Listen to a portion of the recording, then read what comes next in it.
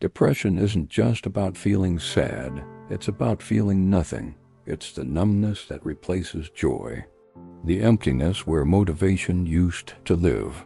It's losing the thread of your own life, not because you're weak, but because your system is overwhelmed and shutting down to survive. People expect tears, but often depression looks more like silence, apathy, or isolation. That's why so many miss it, even in themselves. This isn't just emotional. It's biological, neurological, existential. Depression disconnects you from your body, your desires, your sense of meaning. You stop reaching out. You stop caring. You don't feel sad, you feel gone. And recognizing that disconnection, not just sadness, is the core, that's where real healing begins.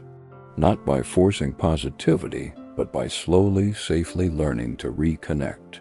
Disclaimer: this video is for educational purposes only. It is not therapy or medical advice. Please reach out to a licensed mental health professional if you're struggling. One of the most painful aspects of depression isn't intense sadness. It's the absence of feeling altogether. That's not crying uncontrollably every day. It's staring blankly at a wall and feeling absolutely nothing. This is emotional disconnection, a kind of shutdown where your mind and body stop sending clear signals. You can't access joy, but you also can't access anger, grief, desire, or hope. It's like someone pulled the plug on your internal wiring. When you're disconnected from your emotions, life becomes flat. You don't know what you want. You don't know how you feel. You're not choosing things, you're just going through the motions. The smallest decisions feel overwhelming because the internal compass that used to guide you has gone quiet. This is why so many people with depression say things like, "I don't recognize myself anymore," because they're not in touch with the part of them that used to feel alive. This emotional numbness doesn't mean you're broken. It means your system is in shut-down mode. It's a nervous system response to prolonged overwhelm, stress, or unresolved trauma. When the world feels too much for too long, your mind starts disconnecting to protect you from pain. But that disconnection doesn't just filter out fear or sadness, it filters out everything. You lose access not just to suffering, but to meaning. As Dr. Johann Hari explains in Lost Connections, depression is deeply tied to disconnection, not only from emotion, but from meaningful aspects of life. When you feel cut off from purpose, values, community, expression, and inner truth, your system collapses inward. You may look fine on the outside, but inside you're frozen, not because you don't care, but because you can't feel. And that makes you question everything. Who am I? What matters? Why even try? This disconnection from self is also why traditional advice often falls flat. When someone tells you to just get up and do something you love, they're assuming you still have access to that love. But depression blocks that access. It's not that you're lazy or unmotivated. It's that the bridge to your inner world has collapsed, and until that connection is slowly rebuilt, life can feel unbearably hollow. Healing starts not by forcing motivation or chasing positivity, but by gently restoring that lost connection to emotion, to body, to values, to your inner voice. That might mean learning to name feelings again, or noticing subtle shifts in your breath, or simply sitting with yourself without distraction. These small acts of reconnection may not look like progress from the outside, but they are the first steps out of the fog. Depression has a way of making you disappear, not just from others, but from yourself. It whispers that you're too much or not enough, that no one really understands, that reaching out would only make things worse. And so, little by little, you begin to retreat, cancel plans, leave messages unread, avoid eye contact, Not because you don't care, but because you're drowning in a sense of emotional disconnection that you can't explain. This isolation isn't always visible. You can be surrounded by people and still feel profoundly alone, because the distance isn't just physical, it's internal. Depression tells you you're a burden, that your sadness is inconvenient, that your pain will push others away. So instead of asking for support, you armor up, you shut down, you fake a smile. You keep your suffering quiet while internally collapsing. The more isolated you become, the deeper the depression sinks in. And the deeper the depression, the harder it becomes to reconnect. This is the isolation loop. Shame fuels withdrawal. Withdrawal deepens disconnection. Disconnection feeds despair. It's not just loneliness, it's the belief that your presence is a problem, that your absence might even be easier for everyone. That's how depression lies to you, by turning your pain into guilt. And yet, we're wired for connection. Human beings aren't meant to heal in solitude. We need resonance, someone else's nervous system calming ours, someone saying, "I see you," without trying to fix us. But when you're depressed, that truth feels out of reach. You don't just feel unloved, you feel unlovable.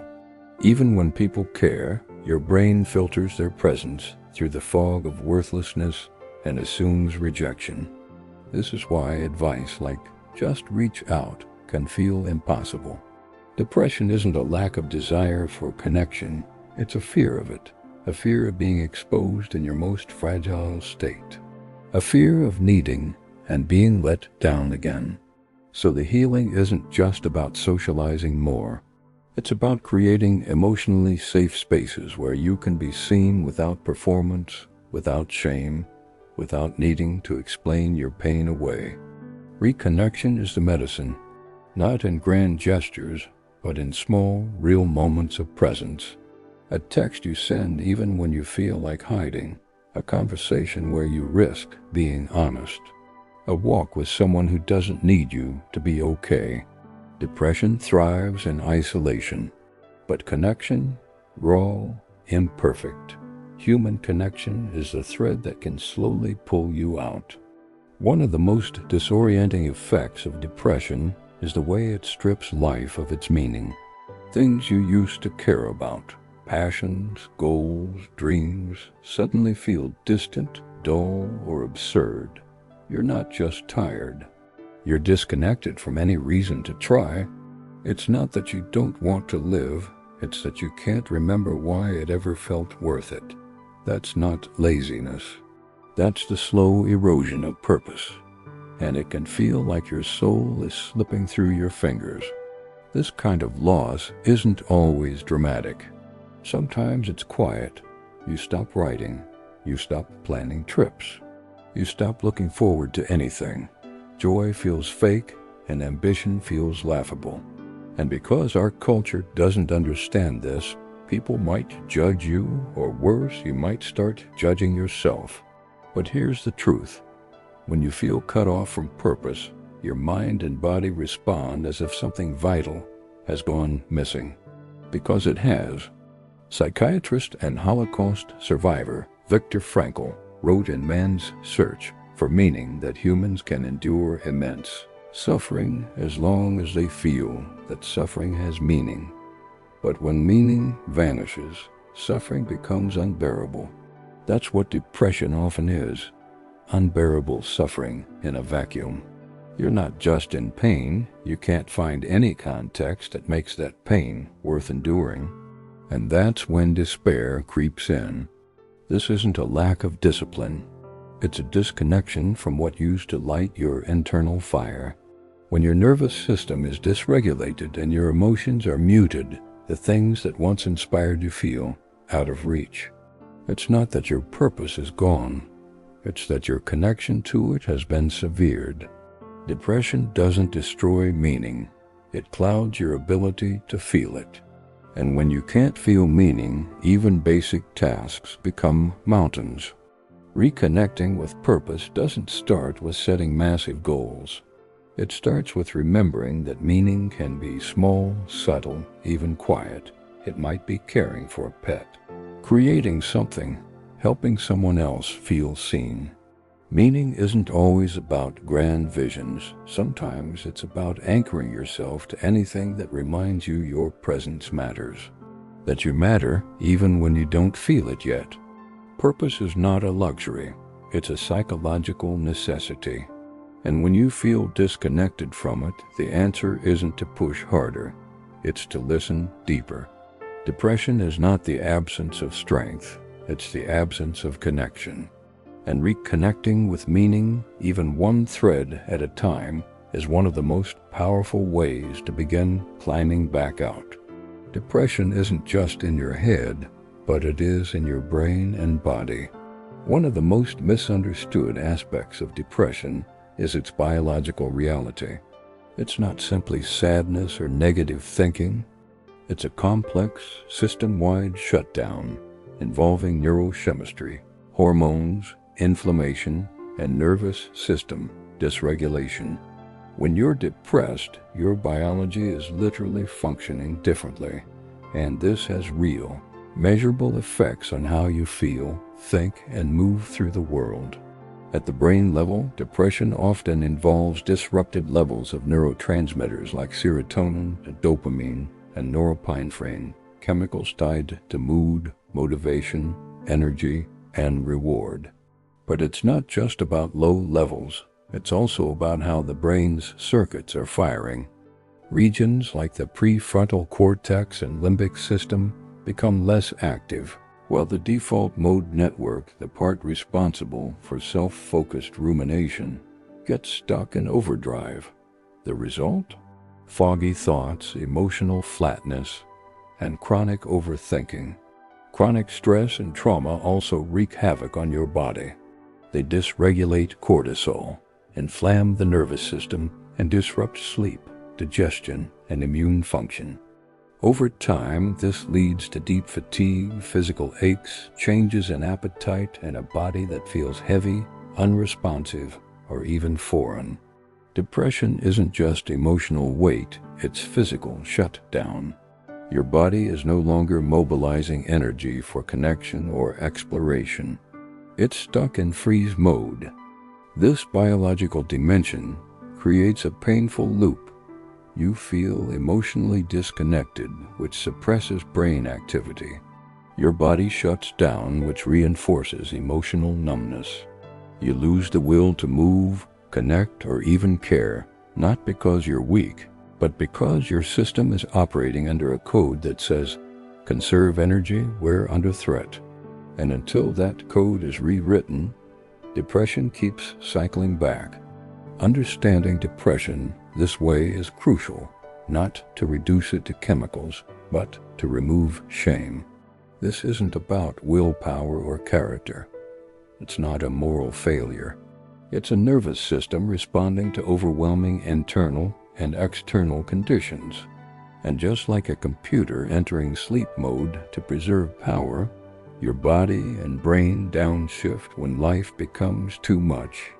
Not because they're broken, but because they're trying to protect you.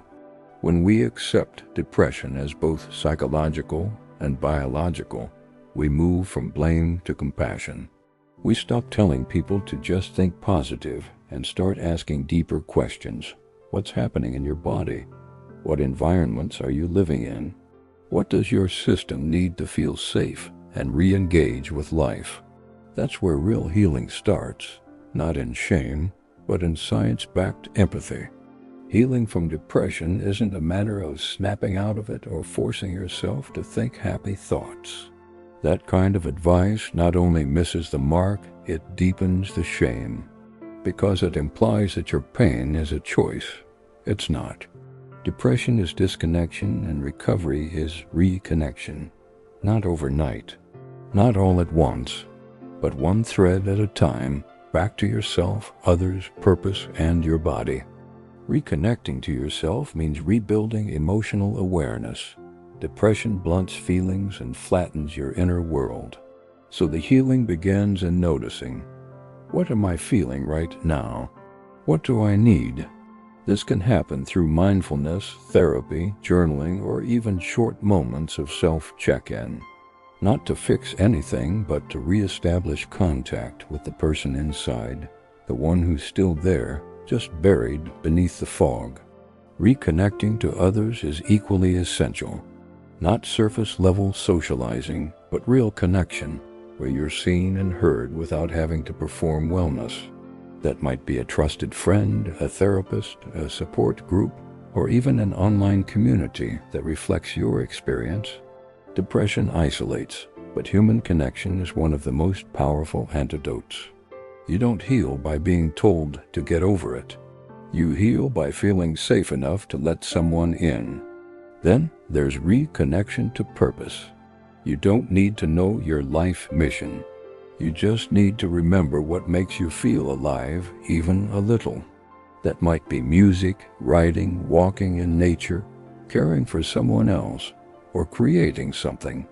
Purpose isn't always grand. Sometimes it's about doing one thing today that aligns with your values and letting that be enough. Meaning doesn't have to be big. It just has to be real. And finally, reconnection to your body.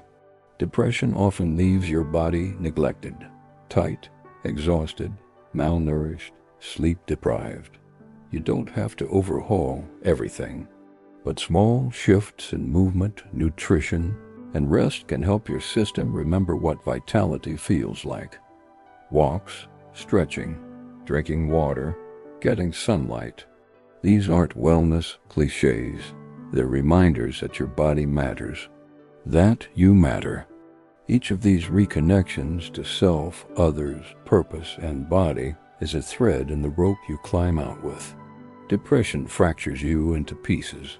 Healing is gathering those pieces back together, gently and consistently. You don't need to force happiness. You just need to start finding your way back to wholeness, one honest connection at a time. As much as depression devastates, it also speaks. Not in words, but in symptoms: disconnection, numbness, fatigue, despair. These aren't random malfunctions. They're signals. They point to something out of alignment. Something essential in your life, your body, your values has been denied, buried, or broken. And depression, for all its brutality, is how the psyche forces you to stop and feel that absence. Most of us are taught to treat depression like a glitch, something to get rid of, avoid, suppress, or override. But sometimes what we call depression is actually the soul's revolt, a protest against the inauthentic, a refusal to keep living in a way that feels disconnected, performative, or misaligned. It asks you quietly at first, then with increasing force, what needs to change? And until that question is heard, the shutdown continues.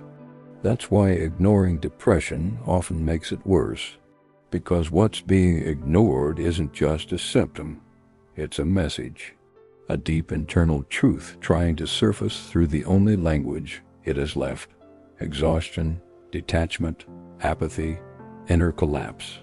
When you stop fighting it and start listening, you begin to translate the message. And more often than not, it sounds like, this life isn't working for me anymore. I need something real. Facing depression doesn't mean embracing suffering for its own sake. It means understanding that pain can contain direction. It might be asking you to slow down, to leave something that's draining your spirit, to finally address a grief or trauma that's been eating at you for years, or to reconnect with a part of yourself you silenced to survive.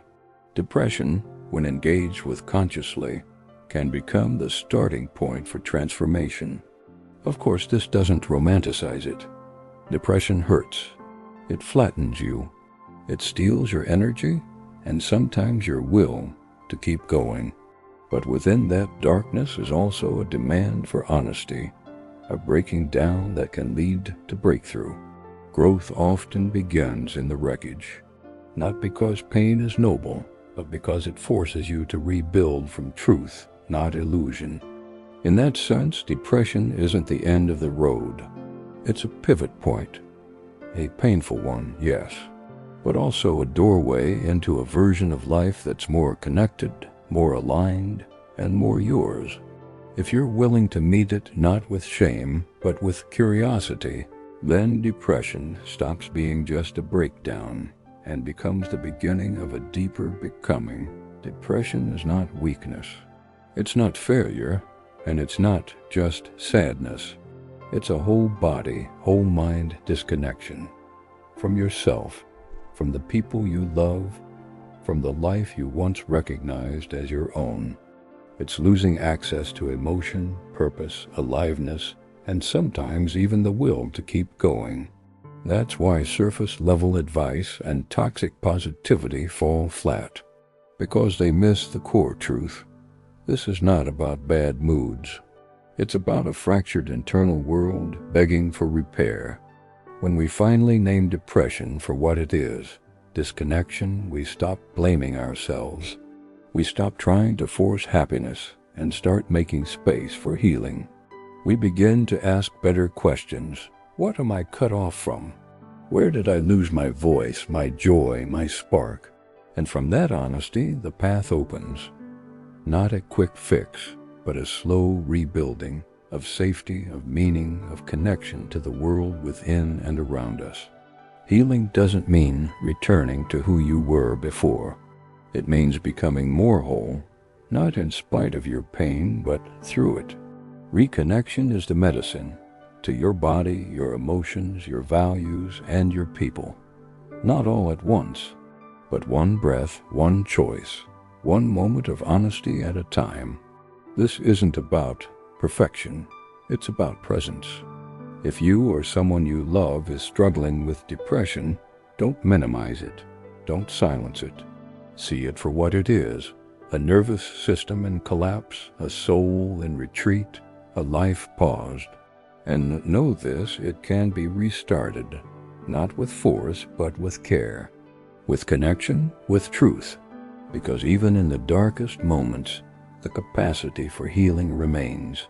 Depression isolates, but healing restores, and the journey back isn't a straight line. It's a reconnection to what's always been yours, your wholeness, your humanity, your hope.